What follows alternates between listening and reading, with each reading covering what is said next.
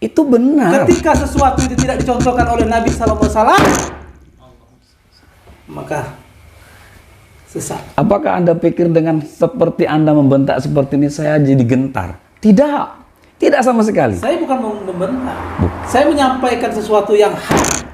Saya paham yang antum sampaikan, tapi dengar dulu penjelasan saya.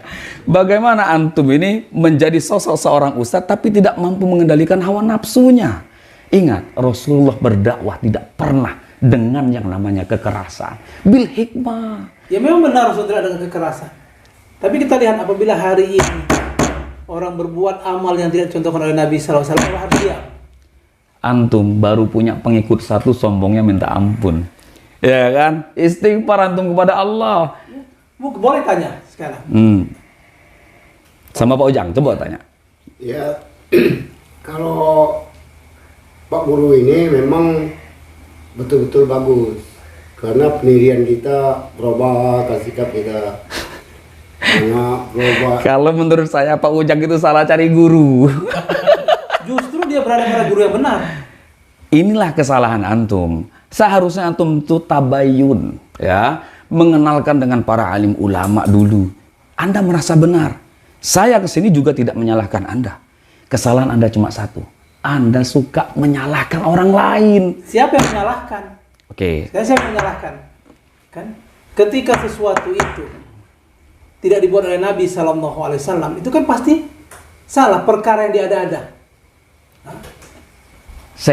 Antum pernah tahu dengan sejarahnya Sayyidina Bilal bin Rabah, ya, sahabat Rasulullah SAW. Terompanya sendalnya sampai ke surganya Allah karena amalan beliau yang sangat dahsyat. Salat sakrul wudhu yang dia lakukan. Dengar. Beda kita dengan sahabat, beda. Apa yang membedakan? Sahabat langsung kepada Rasulullah SAW. Sahabat tidak membuat amalan yang menambah-nambah. Sementara kita tidak melihat baginda Rasulullah SAW.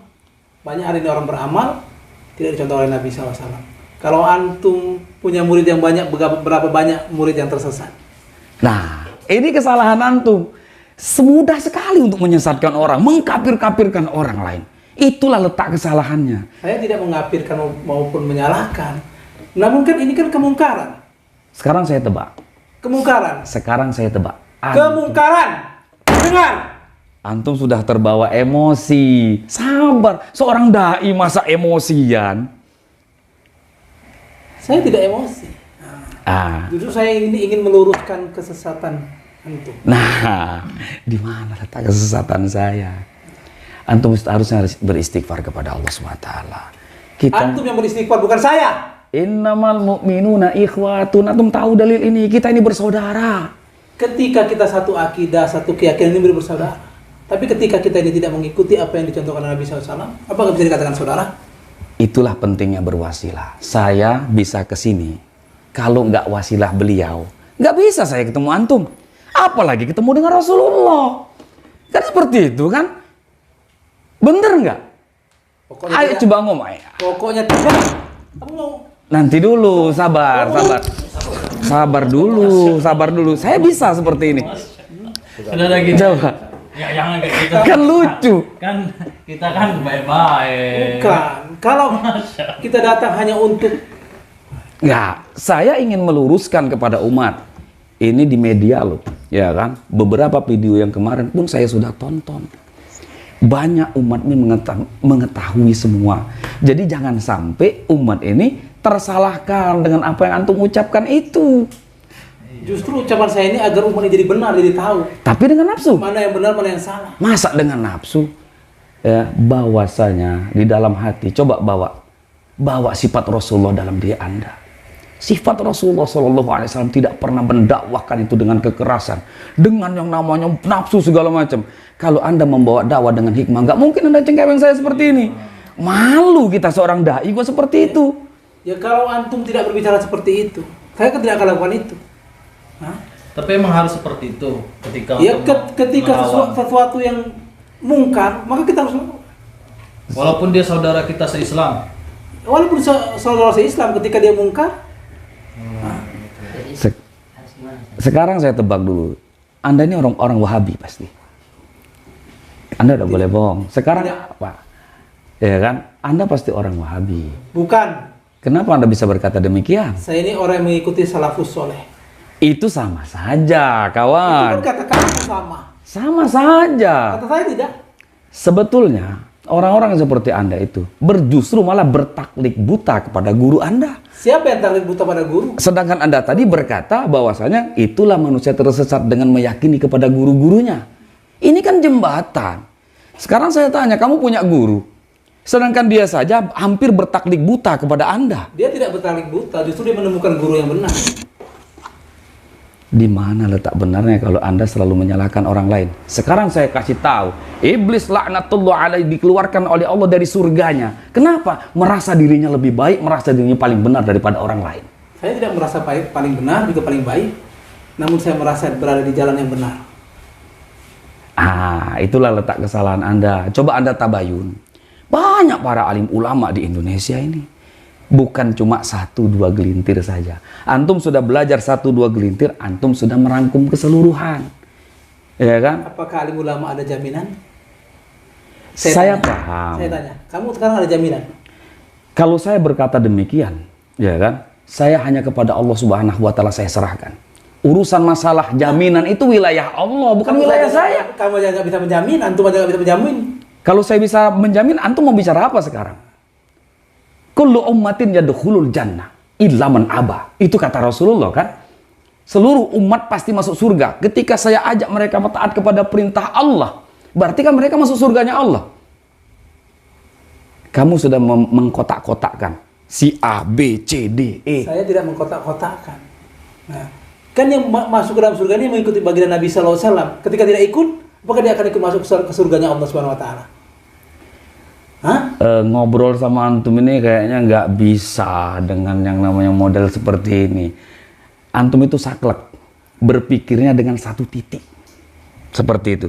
Jadi saya tidak berpikir satu titik. Pokoknya saya mengikuti manhaj salafus soleh. Inilah yang benar. ya itulah Ini jalan Wahabi. yang harus kita ikuti.